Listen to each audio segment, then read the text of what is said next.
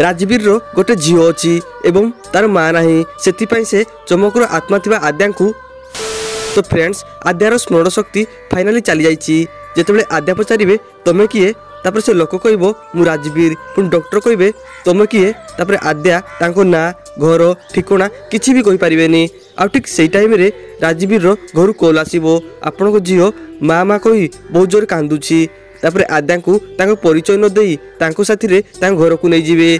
आ से माने गला बेले आद्यार आत्मा कह ये मो शरीर रे किए आ लोक किए आ से माने जाउछंती कुआडे आ सेपटे ओनी और आन्या तांको मामा को पाई बहुत कांदुथिबे तापर सेठिकी आद्या आसीबे ओनी कहबो मामा आमे भाबिथिलु तमे आसिले आमे केक काटिबू तुमको सरप्राइज देबू तुम पाई आमे बहुत डेकोरेशन भी करथिलु आ केते खुशी थिलु आमे किंतु तमे हमकु सबुदिन पाई छाड़ी की चली गलो तापर आद्या कहबे नाई ओनी तू कांदनी देख मु एठी बसिजी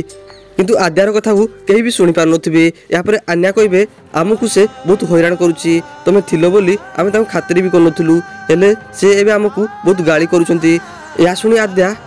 अंश और मल्लिका पर बहुत जोर रागी जीवे आ तांको प्रतिशोध नेबे बोली मने मने स्थिर कर नेबे। तो फ्रेंड्स आपण मन कोन लाउची राजवीर कोन चमकर आत्मा थिबा आद्या को ताको झियो पाई बाहागर होई जीवे कि हो कि नाही हम कमेंट करी निश्चय कहतु। तो दर्शक बंधु आपन को आज ए दमदार एपिसोड देखा मिलियो वीडियो भल लागिता वीडियो लाइक कर दिंतु और चैनल को सब्सक्राइब करंतु।